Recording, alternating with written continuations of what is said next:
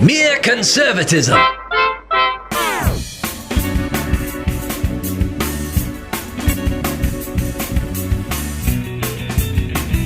Welcome to another edition of Mere Conservatism. Back from vacation, David Perry, the man. Yeah, got a. Well, I will say, Cleve, that I wore long sleeves at the beach. You did? Because I decided no sun was going to hit me. It didn't work. Okay. Did I get a little tan? Am I looking a little pink? You look tan to me. No, that's sad that you say that because of how white I really am. Yeah, I've gotten to the age where I just wear long sleeves and a bucket hat and put SPF 75 on my legs. Well, Dave, I never had that problem for some reason. Yeah, I know you're hoarding. I've been mad at you for a while about this, Cleve. You're over there hoarding all this melanin that some of us could put to good use. It's an imbalance. You know what it is? It's unjust. It's inequity. But it is a myth that black people don't suntan. Well, that's true. Okay. That's true. We get burnt. But you have to admit that there is an inequity in the distribution of melanin. All right. Okay. And that you are benefiting from that just a little bit. Great way to start the conversation. I'm Cleve Walker, and of course I said that's David Perry back from vacation. There was a great speech while I was gone. I don't even want to go back to that. You don't want to talk about the Biden speech where he looked like Adolf Hitler and the blood red backdrop behind him. That's already backfired against him. I don't even want to go there right now. What I want to get to is Memphis. I want to get to the crime situation. Another one of the big topics to me that we need to be running on. Memphis, of course, you knew was rocked by the abduction and murder of Eliza Fletcher, mom and teacher. That broke my heart.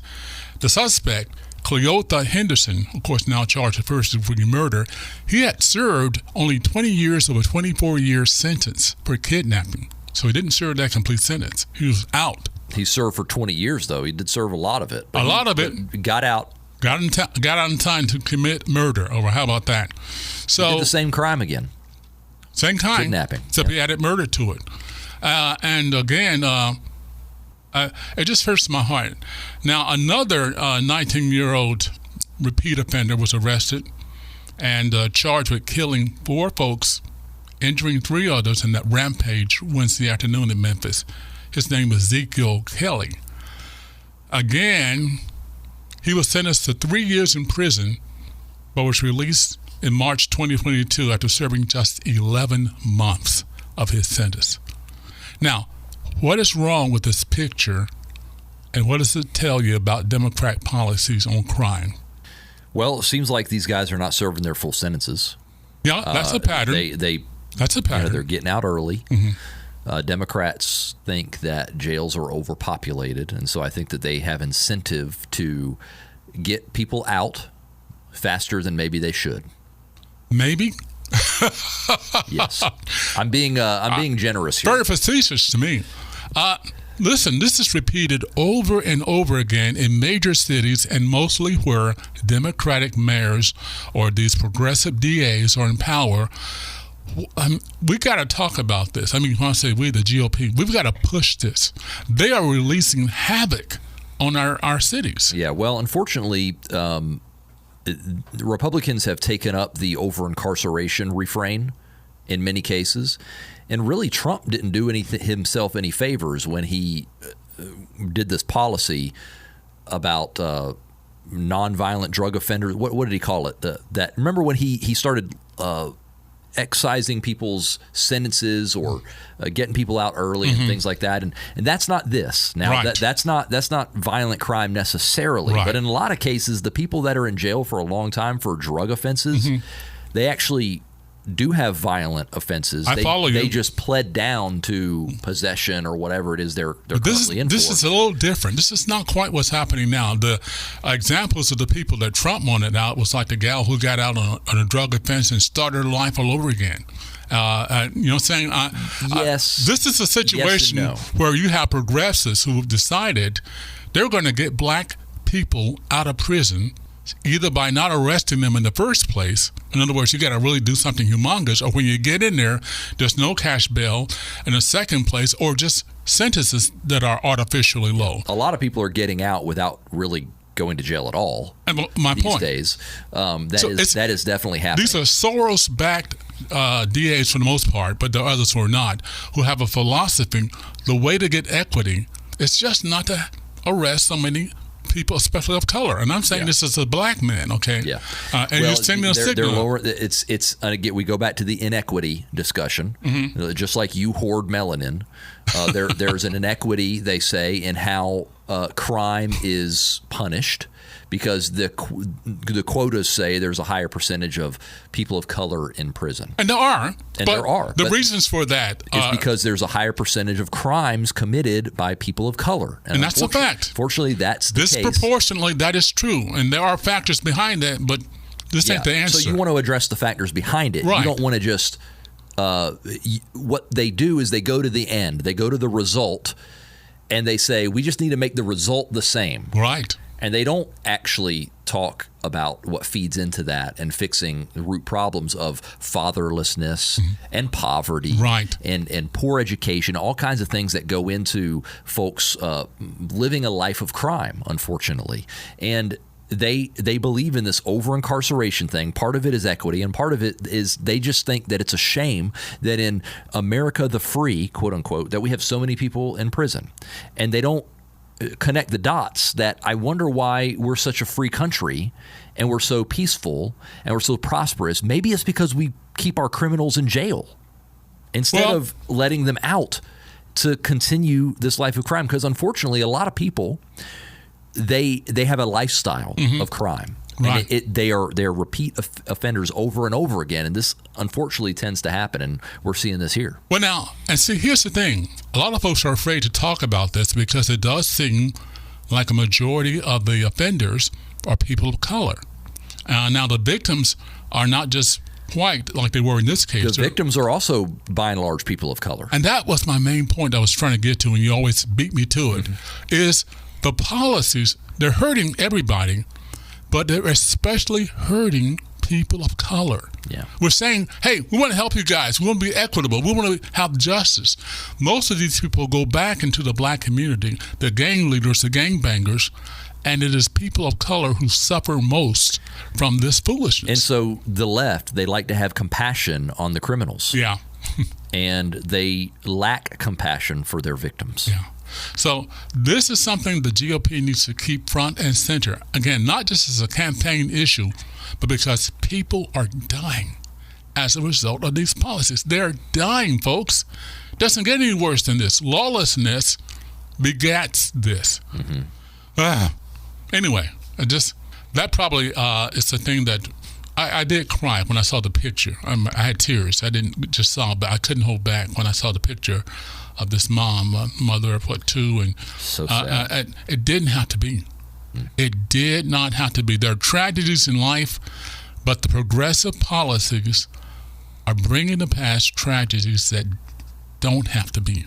And we got to be strong on our side in pointing that out, running against it.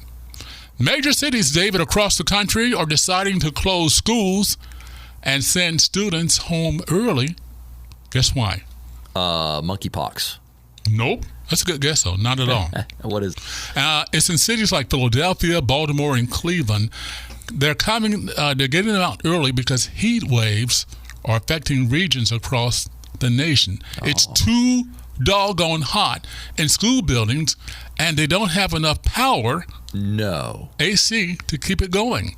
And here's the explanation, David. You'll like this. The Department of Energy says the problem is this. No one is immune from the impacts of climate change. Oh, it's hot because of climate change, not because it's August. Or not because now it's September, but still. And also not because we've raised fuel prices and electric prices to the point where people can't afford to cool their buildings and homes as they need to. In California, the rolling blackouts have already started. It's embarrassing. It really is. And it's one of those things, Cleve, it's one of those policies of the left that I cannot. It frustrates me to think about why they continue down this road, because now we have the pipeline from Russia to Europe being shut down, and the people in Europe are in trouble. They're not getting their oil. We have California saying we're going to go all electric for our cars in a few years, but don't run your AC after 4 o'clock, and also don't visit charging stations at certain time of the day. I can't. It's hard to even put into words how stupid they are, because they're not course correcting. They could fix this. They could do something about it. They could open new nuclear power. I'm not even talking about burning coal. You don't even have to do that. Open nuclear plants. I'm not so disturbed about Gavin Newsom and his ilk doing this kind of stuff. I'm more shocked. Why are you reelecting these folks? Yeah, why are people letting them get away with this? Why are y'all letting them do this? Yeah. Because Florida, guess what? I haven't been to California, to be honest with you. I've been to Florida, though. It's hotter in Florida than it is in California. That's a good point. Most of the time. Florida is a jungle. Have you ever been there? Have you thought about what it would be like if they didn't put interstates and shopping centers in it? It is a swamp. We got the wet whole heat, thing. The humid heat down there. Yes. Yeah. They run their air conditioner, and they don't have blackouts down there. No brownouts, no blackouts.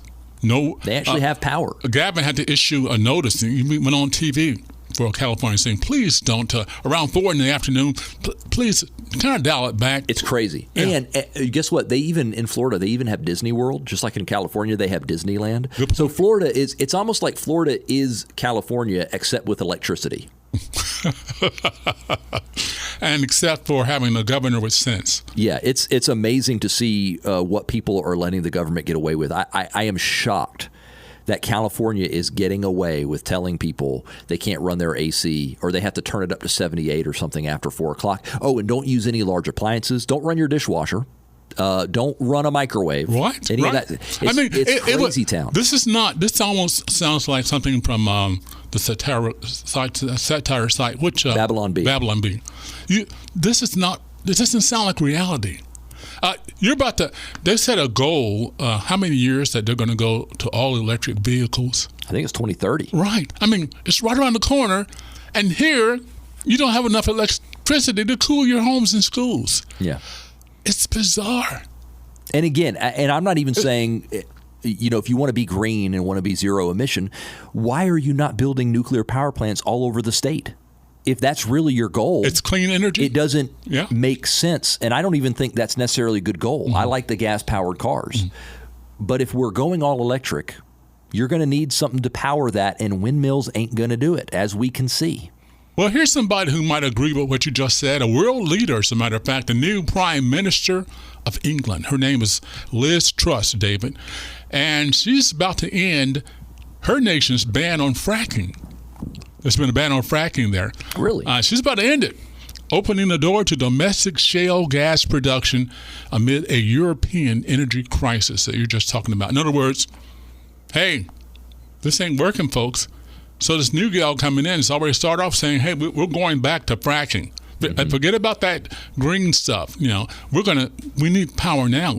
So even Europe is learning something that we're not learning. By the way, the fracking thing is for natural gas. Right. Which burns clean. It does. It's actually a very clean fuel.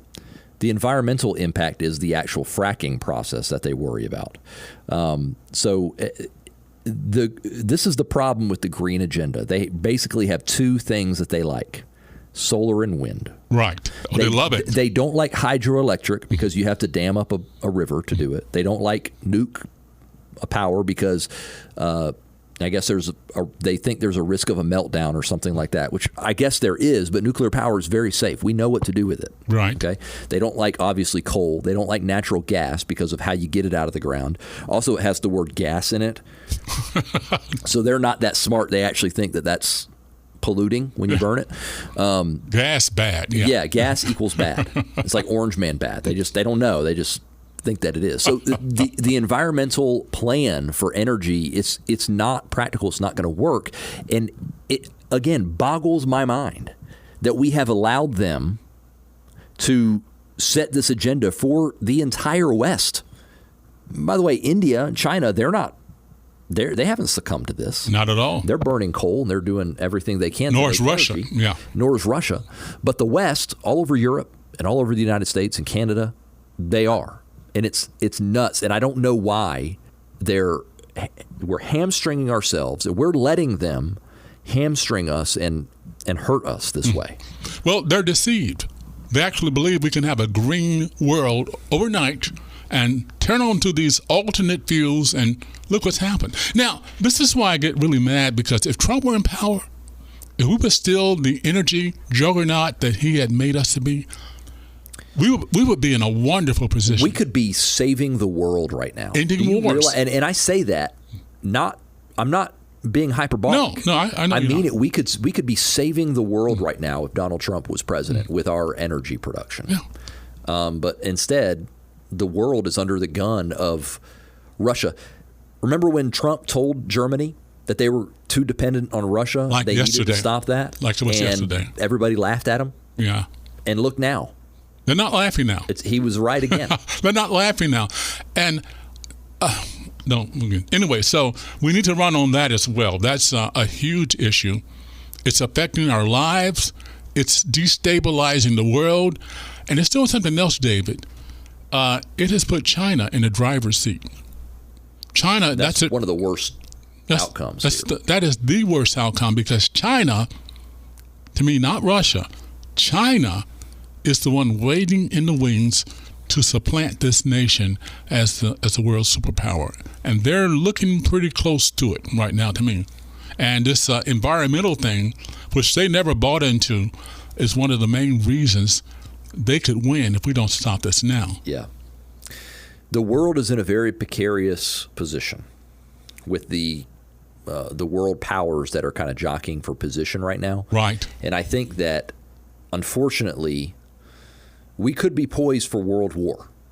No, I believe that. And I think a lot of people have seen that possibility for a long time. And I think that as we go, we're more and more likely to see that, because we're seeing China catch up in a lot of ways to the United States. And that's not a good thing. Well, the problem is, we're going back to the philosophy of the progressives.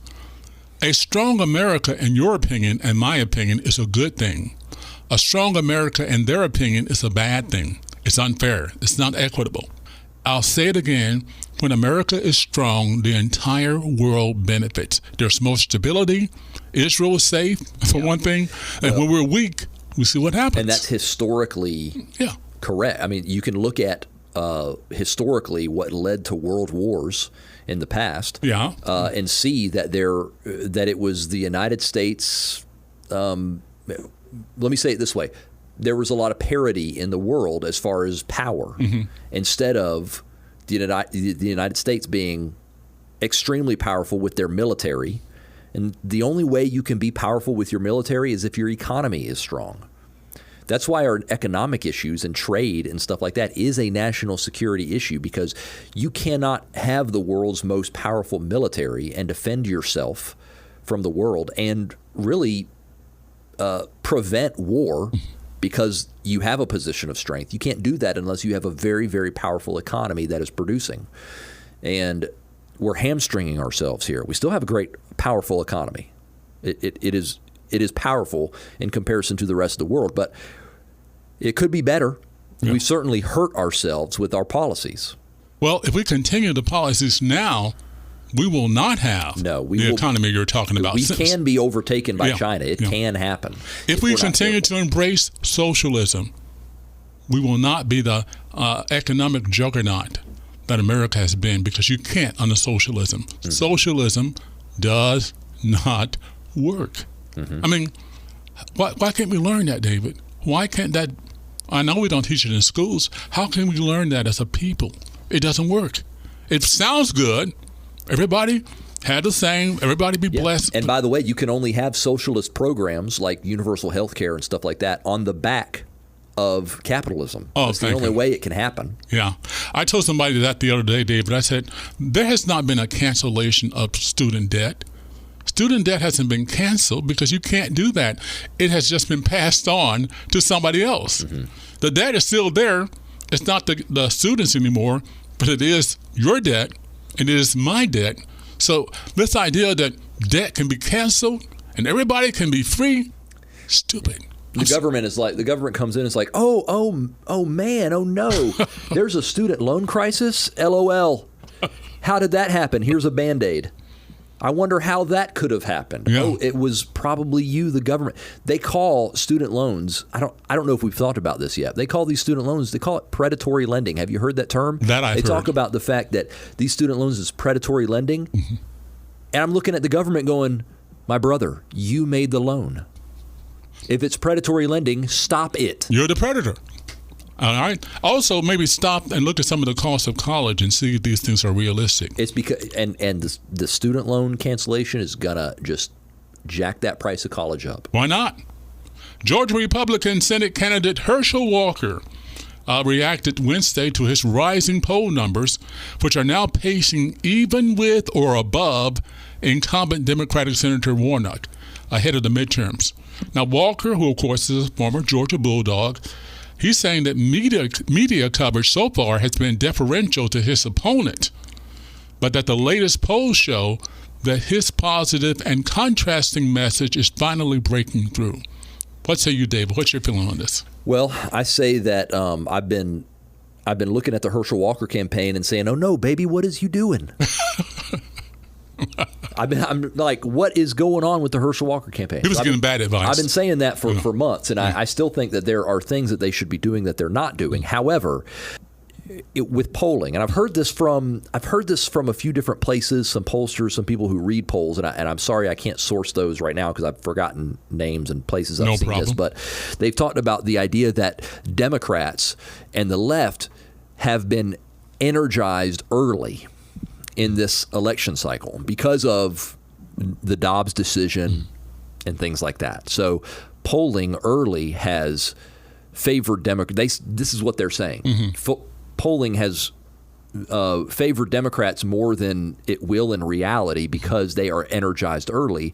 A lot of the right, a lot of Republicans, they haven't yet checked in to the election process.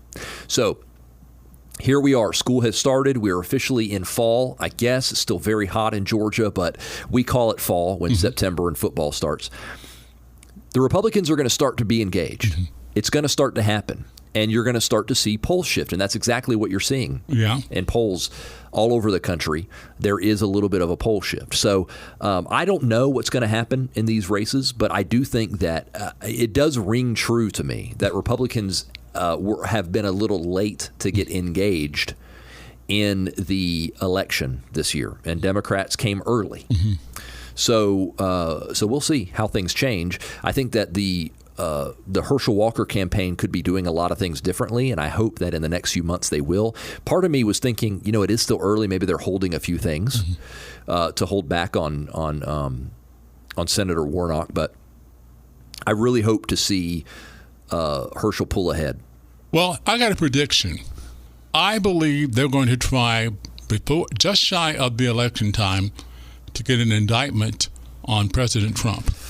And they're going to try to ride that all the way into because they want to run against Trump. Right. They want it to be about Trump. And if they do that, his name and his situation, whatever you think about it, his name and situation is going to be front and center.